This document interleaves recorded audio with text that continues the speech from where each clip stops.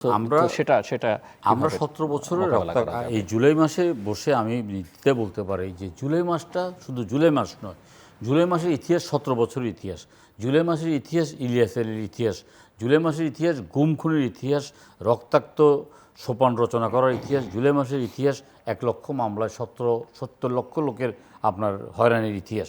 সেই জুলাই মাসের বিপ্লবের পরে, জুলাই মাসের অভ্যুত্থানের পরে আমরা আজকে অত্যন্ত দুঃখের সাথে বলতে বাধ্য হচ্ছি যে আমরা আমাদের সঠিক ব্যক্তিটাকে আমরা আমাদের সরকার প্রধান হিসাবে আমরা পছন্দ করতে অথবা নিয়োজিত করতে আমরা ভুল করেছি। আমরা বাংলাদেশের সবচাইতে অন্তর্বর্তীকালীন সরকারের প্রধানকে আমরা নির্বাচিত করতে ভুল করেছি। আমরা সবচাইতে লোভী, সবচাইতে আত্মকেন্দ্রিক, সবচাইতে ব্যবসায়িক ব্যক্তিটাকে, যিনি নিজের স্বার্থ ছাড়া কিছু বুঝেন না, তাকে আমরা তার দলে আমরা ইয়ে করেছি। তিনি প্রথমেই তার সুদ মাফ করে নিয়েছেন, প্রথমেই তিনি তার গ্রামীণ ব্যাংকের মালিকানা বৃদ্ধি করে নিয়েছেন, প্রথমেই তিনি তার গ্রামীণ আদম ব্যবসা লাইসেন্স নিয়েছেন, গ্রামীণ বিশ্ববিদ্যালয় নিয়েছেন। জনগণের জন্য তিনি কিছুই করেন নাই। তাকে আমরা বলেছি যে আপনি একটা দক্ষ মন্ত্রণালয় সাজান, তিনি সেটা সাজান নাই। আমরা প্রথম দিনেই যখন দেখলাম যে স্ক্রলের মধ্যে কিছু নাম, আমরা দেখলাম একজনের নাম দেখার পরে আমি চিন্তা করলাম যে আমি তো খবর নিয়ে দেখি লোকটা বেঁচে আছে কি মরে গেছে। পরে দেখলাম যে তিনি আমেরিকায় বসবাস করছেন কন্যাদের সাথে গত 4 বছর যাবৎ, 17 বছর যাবৎ, তার কোনো অবদান নেই। তাকেও তিনি উপদেষ্টা করেছেন। এই কথাগুলো ওনার সামনে আরও বারবার বলেছি। পরবর্তীকালে তিনি যথাসময়ে একটা নির্বাচন দিয়ে ওনার চলে যাওয়া দরকার ছিল। তিনি করিডোর, তিনি বন্দর, তিনি আপনার চুক্তি, এই চুক্তিগুলো কোনো দরকার ছিল না। তিনি বলতে পারতেন যে আর 3 দিন পরে নির্বাচন, নির্বাচিত সরকারেই যে এই চুক্তিটা করুক। তিনি চট্টগ্রাম বন্দরকে বলেছেন যে ডিপি ওয়ার্ল্ড নামে একটা প্রতিষ্ঠানকে তুলে দেওয়ার ব্যাপারে তিনি কথা বলেছেন। এমনকি তিনি হুমকি স্বরূপ বলেছেন যে পৃথিবীর সেরা প্রতিষ্ঠানের কাছে চট্টগ্রাম বন্দরকে আমি তুলে দিচ্ছি, এর যারা বিরোধিতা করবেন তাদেরকে রুখে দিতে হবে। এখানে এটা তার রাগ এবং অনুরাগের বহিঃপ্রকাশ ঘটেছেন। তিনি শপথ নিয়েছেন তিনি রাগ এবং অনুরাগের বশবর্তী হয়ে তিনি কাজ করবেন না। এটা ডিপি ওয়ার্ল্ডকে চিটাগং পোর্ট তুলে দেওয়ার অর্থ হলো যে এটা তার অনুরাগ, আর কেউ এটাকে বিরোধিতা করা হলো যে তাকে প্রতিহত করতে হবে, এটা হলো তার বিরাগ। তিনি শপথ ভঙ্গ করেছেন। শপথ ভঙ্গ করে 3 দিন আগে তিনি এই ধরনের একটা চুক্তি করেছেন, যে চুক্তিটা অবশ্যই আমাদের জন্য বিব্রতকর, যে চুক্তিটা অবশ্যই বর্তমান নির্বাচিত সরকারের জন্য একটা বিব্রতকর। এটা বলার অপেক্ষা রাখে না, এটা স্পর্শকাতর ব্যাপার। আমি সরকারি দলীয় সংসদ সদস্য হিসাবে এই কথাগুলো বলতে আমাকে অনেকটা রেখে বলতে হচ্ছে। তারপর আমার মনে হচ্ছে ডক্টর ইউনূস সাহেব এই চুক্তিটা না করলেও পারতেন। বন্দরকে এইভাবে বিদেশি জায়গায় তুলে দেওয়ার জন্য তিনি এভাবে মরিয়া না হয়ে তুলে পড়তে পারতেন। তার দরকার ছিল স্বাস্থ্য মন্ত্রণালয়ের উপদেষ্টাকে সরিয়ে স্বাস্থ্য মন্ত্রণালয়টাকে তিনি একটা দৃষ্টান্তমূলক মন্ত্রণালয়কে পরিণত করার। তার প্রয়োজন ছিল স্বরাষ্ট্র মন্ত্রণালয়কে একটা দৃষ্টান্তমূলক অবস্থানে নিয়ে আসার প্রয়োজন ছিল। তার প্রয়োজন ছিল অর্থ মন্ত্রণালয়কে একটা দৃষ্টান্তমূলক অবস্থানে নিয়ে আসার জন্য। তিনি সেই সময়টা পেয়েছেন। সেই সময়টাকে তিনি কোনোভাবে কাজে লাগান নেই, বরঞ্চ তিনি এমন একটা ব্যবস্থা করেছেন যে একজন দুষ্ট লোক সারা জীবন মানুষকে কষ্ট দিয়েছেন, সারা জীবন মানুষের থেকে সুদ আদায় করেছেন, তারপরে মরার সময় বলেছেন যে আমার একটা শেষ কথা রাখো, আমি মৃত্যুর পরে আমাকে 3 রাস্তার মাথার মধ্যে তোমরা উঁচু করে রেখে দিও। এই সবাই মনে করলো যে এই লোকটার কথাটা রাখা দরকার। সবাই এই কথাটা রাখার প্রেক্ষিতে পুরো গ্রামবাসীকে পুলিশ গ্রেপ্তার করে নিয়ে গেছে। তখন বললো যে তুই বেঁচেও আমাদেরকে জ্বালিয়েছিস, মরেও তুই আমাদেরকে জ্বালিয়েছিস। তিনি উপদেষ্টা থাকা অবস্থায় তিনি আমাদেরকে জ্বালিয়েছেন, প্রধানমন্ত্রী থাকা অবস্থায়।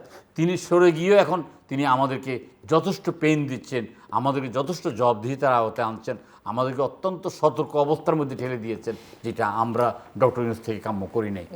চন্দন, এই বিষয় যেটা বলি, আমরা কিন্তু 24শে ছাত্র জনতার গণ অভ্যুত্থান, তারপরে যখন ইউনূস সরকার ক্ষমতা গ্রহণ করলেন, উপদেষ্টা পরিষদ বাড়ালেন, আমরা কি তখনই বলেছি যে ইউনূস সরকার আমেরিকার স্বার্থ ছাড়া সে কোনো কিছুতে অগ্রসর হবে না। কারণ আমেরিকা অতীত তাকে পৃষ্ঠপোষকতা দিয়েছে এবং এখন আরও বেশি দেবে, এবং উনি আমেরিকার স্বার্থেই প্রথম কাজটা তিনি কী করলেন, একজনকে উপদেষ্টা বানালেন, খলিলুর রহমান সাহেব, যেটা পরবর্তীকালে দেখলাম বিএনপি তাকে পররাষ্ট্রমন্ত্রী বানিয়েছে। এবং উনি যারা দেশের ছিল না, এই ধরনের যারা ব্যক্তিবর্গ দেশের বাইরে ছিলেন, তাদেরকে তিনি নিয়ে আসলেন তার কর্মকাণ্ড পরিচালনা করার জন্য। শুরুতেই গলদ, এবং উনি তার যে সেলিম ভাই ঠিকই বলছেন, উনি তার যে স্বার্থ, ব্যক্তি স্বার্থ, সেগুলোকে উনি আগে সমাধান করছেন, তারপর আমেরিকার বিষয়টা তিনি নিয়ে আসলেন। এবং এটা আমরা তো পরিষ্কারভাবে বুঝেছি এটা, যে ইউনূস সাহেব আগেও আমরা বলতাম, বিশেষত উনি যখন প্রধান উপদেষ্টা ছিলেন না তখন আমরা বামপন্থীরা তাকে এইভাবে বলতাম যে উনি হচ্ছেন এনজিওদের প্রতিনিধি, আমেরিকার প্রতিনিধি। এটা পরিষ্কার ছিল আমাদের। কিন্তু তারপর সেই সময় আমরা একটা মেনে নিতে বাধ্য হয়েছিলাম, কারণ একটা অরাজক পরিস্থিতি, একটা ফর্ম তো আসতে হবে। সেই কারণে উনি যে কাজগুলো করলেন, বন্দর নিয়ে সেলিম ভাই বললেন, ভাবটা এরকম উনি দেশের মানুষের উন্নয়ন করতে আসছেন, কিন্তু তিনি যে দেশের মানুষকে ঠকালেন এবং মানুষের যে আকাঙ্ক্ষা ছিল সে আকাঙ্ক্ষার সাথে তিনি প্রতারণা করলেন, সেটা কিন্তু মানুষ বুঝে গেছিল। এবং শুধু আমেরিকা ডিপি ওয়ার্ল্ড বা বাণিজ্য চুক্তি এটা না, সেই সাথে উনার সামনে একটা বড় বিষয় হচ্ছে বাংলাদেশে সাম্প্রদায়িক ফ্যানাটাইক মৌলবাদী শক্তি, মুক্তিযুদ্ধ বিরোধী শক্তির উত্থানটাও একটা ব্যাপকভাবে কিন্তু সমাজের সর্বস্তরের রাষ্ট্রে সেটা ছড়িয়ে পড়ছে। মানে উনি আমাদেরকে অর্থনৈতিকভাবে ডুবিয়ে দিয়েছেন, রাজনৈতিকভাবে সাম্প্রদায়িক শক্তি, মৌলবাদী শক্তি, সাম্রাজ্যবাদী শক্তি তাদের উত্থানকে পৃষ্ঠপোষকতা দিয়েছেন। এবং দেশ পরিচালনার কাজে, দেশ পরিচালনায় তিনি যেভাবে তার এনজিও স্টাইলে দেশ পরিচালনা করতে চেয়েছেন, সেই স্টাইলে বাংলাদেশটা পরিচালিত হয় না। এবং উনি যে ক্ষতিটা করে দিছেন আমাদের এই 18 মাস থাকায়, যে ক্ষতিটা করে দিচ্ছেন, এবং সেই সাথে এই সাম্প্রদায়িক শক্তি, স্বাধীনতা বিরোধী শক্তি, তাদের সাথে তার যে আপোষ এবং তাদের দ্বারা প্রভাবিত হয়ে অনেক ধরনের সিদ্ধান্ত তিনি গ্রহণ করতেন। সংস্কারের কথা বলেছেন, আমরা কিন্তু বলেছিলাম হ্যাঁ সংস্কার প্রয়োজন, তবে সংস্কার একটা চলমান প্রক্রিয়া এবং সংস্কার হবে, কিন্তু আমরা বলছিলাম সংস্কারের চূড়ান্ত রূপটা হবে নির্বাচিত জাতীয় সংসদে এবং দ্রুত সম্ভব নির্বাচন দিতে হবে, সেই দাবি আমরা তুলেছিলাম। কারণ আমরা বুঝতে পেরেছিলাম যে যে মাত্রায় ওনার এজেন্ডা যেটা ছিল, এজেন্ডাকে শেষ না করে উনি যাবেন না, এবং যত দ্রুত সম্ভব নির্বাচন দেওয়ার ভেতর দিয়েই আমরা মনে করেছিলাম যে বাংলাদেশে একটা পরিবর্তনটা একটা শুরু হোক। এবং নির্বাচনের প্রশ্নে আমরা অটল ছিলাম। শেষ পর্যন্ত 18 মাসের মাথায় নির্বাচন তিনি দিয়েছেন, এবং এক ধরনের বাধ্য হয়ে নির্বাচন তিনি দিয়েছেন, কিন্তু যে মনের সুখে নির্বাচন দিয়েছেন ভাবার কোনো কারণ নাই।